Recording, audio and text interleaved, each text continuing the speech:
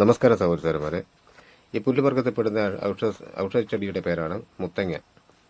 ഇത് നമ്മുടെ തോട്ട് വെക്കലും അതുപോലെ തന്നെ പാടവരമ്പത്തും പാടത്തൊക്കെ ഒരുപാട് കണ്ടുവരുന്നതാണ്. അതുപോലെ നമ്മുടെ വീട്ടുമുറ്റത്തുണ്ടാവും, അതുപോലെ ഈ പുഴ വക്കിലുണ്ടാവും, എല്ലായിടത്തും കണ്ടുവരുന്ന ഒരു ഔഷധച്ചെടിയാണിത്.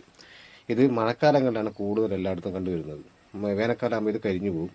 പിന്നെ വേനൽക്കാലങ്ങളിൽ തോടിൻ്റെ നനവുള്ള സ്ഥലങ്ങളിലും അതുപോലെ പുഴയുടെ നനവുള്ള സ്ഥലങ്ങളിലും ഇത് കണ്ടുവരും. ഇത് നമ്മുടെ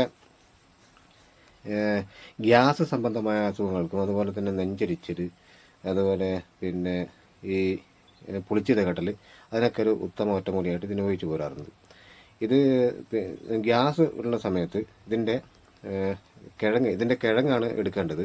ഇത് പിന്നെ പറിച്ചു കഴിഞ്ഞാൽ ഇതിൻ്റെ ഉള്ളിൽ കിഴങ്ങുണ്ട്, നല്ലൊരു മണവും ഒരു സ്മെല്ലും ഉണ്ടാവും. ഇത് പിന്നെ ഈ കനലിനകത്തിട്ട് ചുട്ടിട്ട് നല്ലപോലെ ഇത് പിന്നെ മണ്ണൊക്കെ കളഞ്ഞിട്ട് അതിൻ്റെ മേൽത്തൊലിയൊക്കെ കളഞ്ഞിട്ട് ചുട്ട്, എന്നിട്ട് ഇതിൻ്റെ കൂടെ പിന്നെ ഒരു 2-3 വെളുത്തുള്ളി എടുത്ത് ഒന്നോ രണ്ടോ വെളുത്തുള്ളി എടുക്കുക, ഇതിൻ്റെ 1-2 എണ്ണം എടുക്കുക. എന്നിട്ട് വെളുത്തുള്ളിയും ചുട്ടെടുക്കണം, ഇതിൻ്റെ കിഴങ്ങും ചുട്ടെടുക്കണം. എന്നിട്ട് അത് കഴിച്ചു കഴിഞ്ഞാൽ ഗ്യാസിന് ഒരുവിധ ശമനം ഉണ്ടാവും. പിന്നെ പുളിച്ചിത കെട്ടൽ, നമ്മുടെ നെഞ്ചരിച്ചലിനൊക്കെ ഇത് ചുട്ടെടുത്തിട്ട് ഇതിൻ്റെ നീര് ചവച്ച് നല്ലപോലെ ഇറക്കി കഴിഞ്ഞാൽ അല്ലെങ്കിൽ നമ്മുടെ നെഞ്ചരിച്ചിട്ട് പുളിച്ച് കെട്ടലൊക്കെ മാറിക്കിട്ടുന്നതാണ്. അങ്ങനെയുള്ള ഒരു ഉത്തമ ഒറ്റമൂലിയായിട്ട് ഇതിനെ സാധാരണ ഉപയോഗിച്ച് പോരാറുണ്ട്.